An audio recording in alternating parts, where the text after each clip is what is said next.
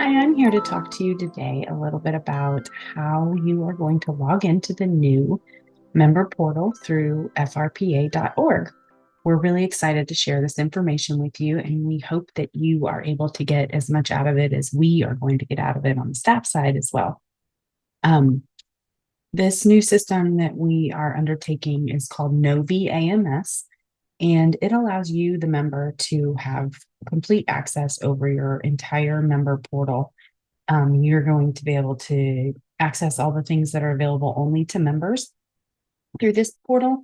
You're going to be able to keep your own profile up to date, pull receipts whenever you need them, register for classes and events, and interact with other members through this.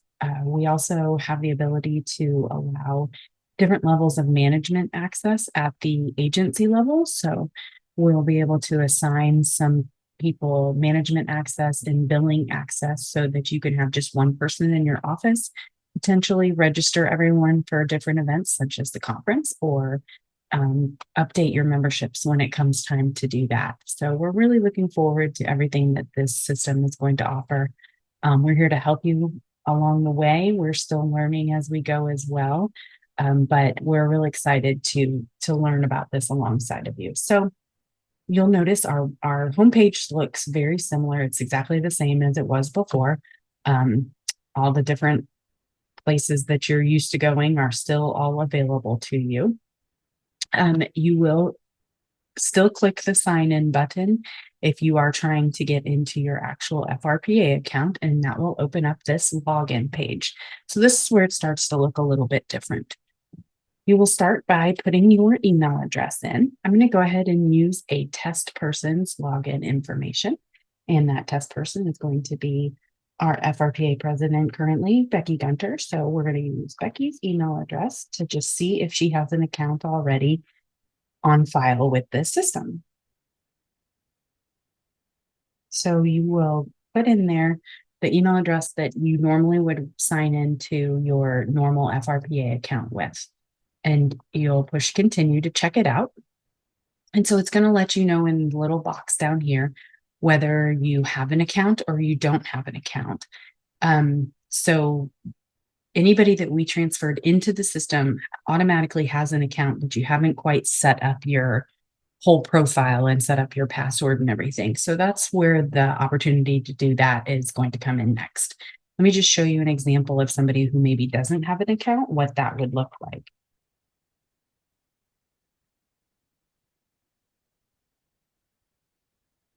So this one, it doesn't even have an account set up because it's not in our system at all. So you'll want to just double check it, make sure that your email was typed in correctly. And if you do believe that the email that you typed in there should have an account, please go ahead and give us a call at that point so that we can check on the back end, because it could be that it was imported incorrectly, or just something's wrong. It could have been put in a different field within your profile. So rather than creating two accounts, just give us a call and we can help you out with that. If you are pretty sure that you know you don't have an account, you've never set up an account with FRPA before, or it's been well over, like 4 years or so, then you're going to click create account here, and that's going to actually walk you through how to do it. So you'll create an account. If you're already a member, this is where you can create your account here. But then if you're not already a member, you'll click view membership information, and that'll allow you to just create an account or join, just as you don't have to become a member to set up your account. So you can just go through the process like that. So let me go back to our person that does have an account. Oops, too far.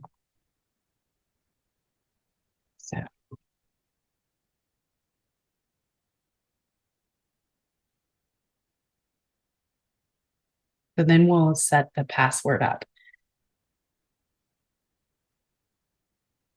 Of you. And then you'll push send, and it will send you an email that you will be able to click through, and then you'll be walked through the rest of the way of setting up your account. So let me just pause right here, and I will get to that point where you would be coming back to this screen. So as you set up your password, you'll notice that there are some parameters there that you'll need to follow to make sure that it meets the requirements of the Novi website. And then you'll be asked if you want to set up two-factor authentication. This is completely up to you as it is optional on our site, but we do encourage you to go ahead and get that set up. You can use a text message with your mobile phone number, or you can set it up with an actual authenticator app that you download onto your mobile device. If you need more help with that, I would be happy to help you. You can give me a call on the side and we can get that set up for you. But like I said, it is not required, so you can move along without it. So once you get logged in with your new password, you're going to want to write that down because that's going to be your new password to access your FRPA information. And this is what the member portal page will look like. So you'll have some of your normal things that you can access here. These will all remain the same as they are on the main home page. So you're not going to see much difference there. You'll still be able to access eConnect through here or through the main home page, just like before. You'll just have to log in either way. The impact calculator, the same thing. Your impact calculator login information, again, is a separate login. So you would need to use that access through that link there. But then in this area, you'll be able to register for events. So we have an event listing here, and you'll see them all kind of listed out right now. It's just conference on there. There are the different levels of membership for individuals, agencies, and commercial members. That's just more informational at this point. That's available for everyone, whether they're a member or non-member, which is why those are there. So hopefully we'll get some new members out of that. And then this members drop down is kind of where your information is. So this is, if you were not logged in, you would see this login. You could log in there. Your member compass, we're going to talk more about that here in a few minutes. Membership information, that's actual like joining information. And then resources will be added to as we go along. So as we have some more help articles on this, we'll add those in here. And then any other news information that we need to get out there to you. So the only other thing we need you to really look at right now is your member compass. So you can get to that by either doing member compass, or you can click on your name up here in the top left, and that should hyperlink to your member compass. So this is going to be probably your most visited page on our site right now.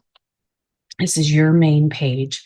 If you are designated in a role as either the primary contact on the agency or as the billing contact or management access contact, then you'll see this number down here with unassigned membership seats.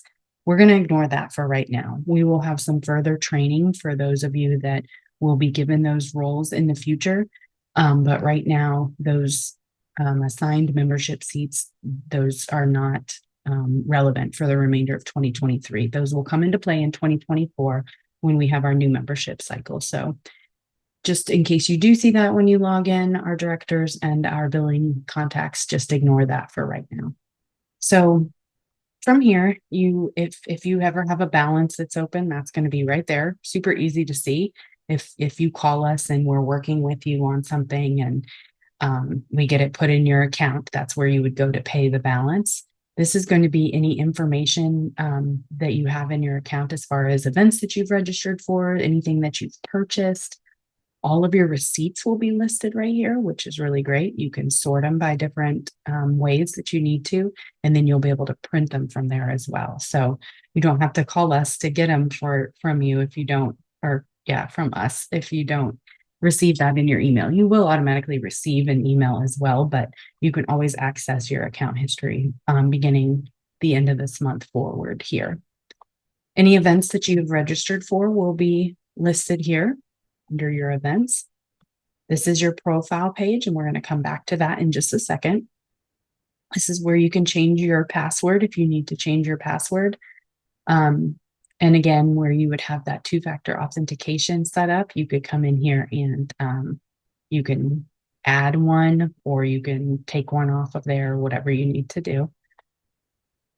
This is where you would have your payment methods stored. We do not suggest storing your credit card information on there. I mean, you can, it's absolutely secure. It's fully connected to our payment processor, so we don't see any of the information, but With most of you being government organizations, you do not have to have a card to be kept on file. It's just an option they have in here. Company is your actual company information. Those of you that are not primary contacts or billing contacts, you will not see all of this information. If you are a primary contact or a management/billing contact, then you'll be able to change your company information. So that's where you would do that. And then you will also see the group or the listing of the people associated with your organization as well. So that's where you would manage those people. And we will get more into the training of that section in those future trainings as well. So just so you know what that is, where those are. So let's go back to profile. So this is all your information. Some of this you filled out as you were setting up your account. If you were a previous member of FRPA or are a current member of FRPA and or have done something with us within the last like 2 or 3 years, then we brought your information over. But you're going to want to check and see where that information actually filled in. So your profile information is the stuff right up top here. Your email address, this is what you will log in with. Your phone number, your main phone number. Feel free to put your mobile phone number in here as well. Completely up to you. And then we have 3 different types of addresses as well. So this first one here is your billing address. This is what will be on any invoices that are generated by FRPA. There may not already be something in this field, in which case you need to go ahead and fill that in. Make sure it aligns with your central billing that your credit card, your organization credit cards are associated with. That'll make it a lot easier when you do go to checkout at different points in time. That way the address will already be there for you. Your shipping address is where we would send any physical mail items, such as the FRPA journal or the membership directory when we mail out that. Those are really the only things that we continually mail out to you. So it can, of course, be the same as your billing address. You can toggle on using your parent address, which is your company or your agency's address, and it'll automatically fill that in there. If you are an international member, then you would do the show country, and then you'll be able to fill that in there as well. And then the next one is work address. So we included this one because we know some of you want your items, your journal and such shipped to your personal address. Maybe you don't want them sent to work because it all comes into one place and then it takes you forever to get them, or maybe you don't get it. So we know some of you have your journals and such sent to your home address, and we don't figure you want that published in the membership directory or online directory. So we wanted to give you the option to include a work address. So this is if you work at a particular park, if you work at a particular center, this would be the address that would be printed in the membership directory or the online membership directory. So those are all fields that you can fill in yourself. We also ask for the county there because, and it doesn't auto-populate, unfortunately, but that way we can pull different areas of the state based on your county there. So make sure that those 3 different address fields are filled in as you would like them to be. And again, you have full control over that, so you can change those as needed. This is the demographics section. This is what we will use with, sometimes we'll use it in the events. So like such as your preferred pronouns, we'll be able to use that for printing badges. If that's an option we include on badges. We also ask for race, ethnicity, or cultural identity, and that's a drop-down menu. So you can select as many as, or prefer not to say, of those as you would like. So just, you can select a bunch of them if you just, yeah. So you can see how that works. And then your birth year range, we have it in 10-year chunks. So just select your birth year range in there. Just helps us with some marketing, and this section really just helps us make sure we're meeting the membership, meeting the needs of our membership and finding out where our membership all comes from. Nickname is if your name is Michael and maybe you go by Mike and that's what you want on your name badges at events. That's where you would plug this in. We do ask that you don't put anything like my family calls me Charbug, but that's not something I'm going to put in here in a nickname spot. It's going to be more like if your full name is something but you go by. So that's where you'll fill in your nickname. This areas of interest section, these again are dropped down. Let me take a couple of them out so that you can see. So anything that you are interested in the field of parks and recreation, and there may be some in here that we don't, or may not be some in here that you are interested in, and feel free to reach out and tell us about those so we can get them added. But these are relative. They'll help us with some marketing if we need to do some targeted or directed marketing. It also links over to the eConnect communities. So there are different interest groups in the eConnect communities based on these interests. And depending on what you select, you would be automatically added to those interest groups so that you can discuss and throw out ideas and ask questions with like-minded people. So feel free to select as many or as little of those as you'd like. We hope to use these more and more in the future and be able to really kind of segment out some of either our marketing or our education based on some of these things. So take the time and really think about those and get those filled in. Next up, your dietary restrictions. If you could just fill in those, we can pull those for each event that we have coming up. That way we'll have them on file. And again, you can change those as needed. Your job title, this is what we'll print on any kind of name tags or anything that we do. Your credentials, they may be already filled in there, depending on, yeah. So there may be already something filled in there because it was imported over with our kind of transfer from our old database. So you can feel free to leave that. You can add additional ones and again, separate them with a semicolon. And then the rest of these are definitely optional. You can plug in your social media information if you'd like, and then upload your headshot or photo. That will transfer into the membership directory as well. So this next section is all personal, your personal email, your personal phone, your personal mobile. If you'd like to have that information in there, it will not be put anywhere else. It would be just for any internal purposes. Sometimes when you get on different committees and such, we may need to contact you different ways. So feel free to fill those out. And then again, as we go along, these are all just those optional sections that you can feel free to kind of plug in all of your different information with. So then after you complete that, you're going to make sure you push save. And it'll let you know that it's all saved, and then you will be all up to date. So that's the biggest thing we need you to do right now is just make sure that your profile is completed.